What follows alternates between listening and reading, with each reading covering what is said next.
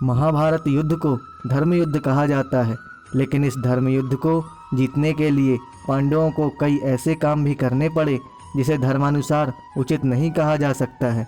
और इसमें सबसे अहम भूमिका श्री कृष्ण की रही है।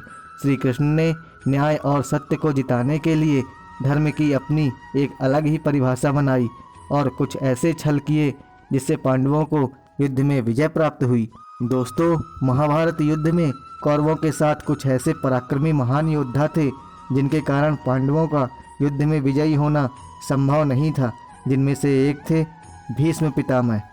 युद्ध में विजय के लिए सबसे जरूरी था कि भीष्म पितामह युद्ध क्षेत्र से हट जाएं। इसके लिए श्री कृष्ण ने अर्जुन के रथ पर शिखंडी को बैठाया। शिखंडी पूर्ण पुरुष नहीं था।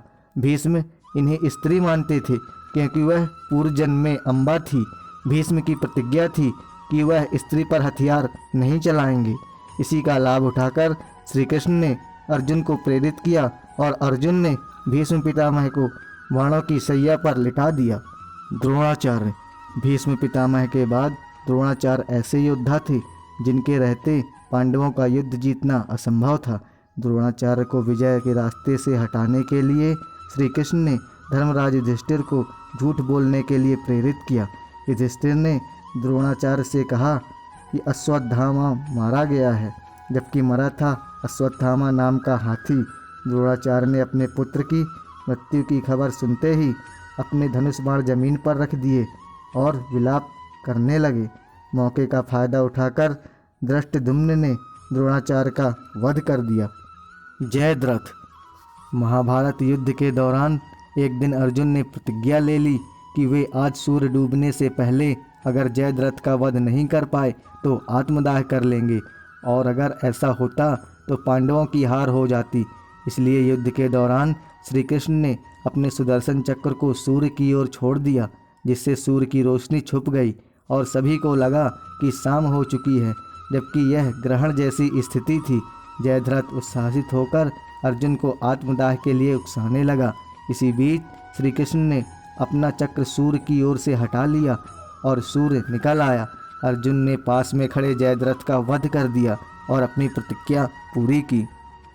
अंगराज कर्ण। भगवान श्री कृष्ण ने चौथा छल उस समय किया जब सूर्यपुत्र कर्ण कौरव सेना का सेनापति बना और अर्जुन से युद्ध करने के लिए आया। युद्ध करते समय कर्ण के रथ का पहिया जमीन में धंस गया, जिसे निकालने के लिए कर्ण ने अपने धनुष बाण रख दिए। निहत्थे कर्ण को देखकर श्री कृष्ण ने अर्जुन को कर्ण के वध के लिए उकसाया और दिव्यास्त्र चलवा दिया, जिससे क्षण भर में ही कर्ण का अंत हो गया। दुर्योधन।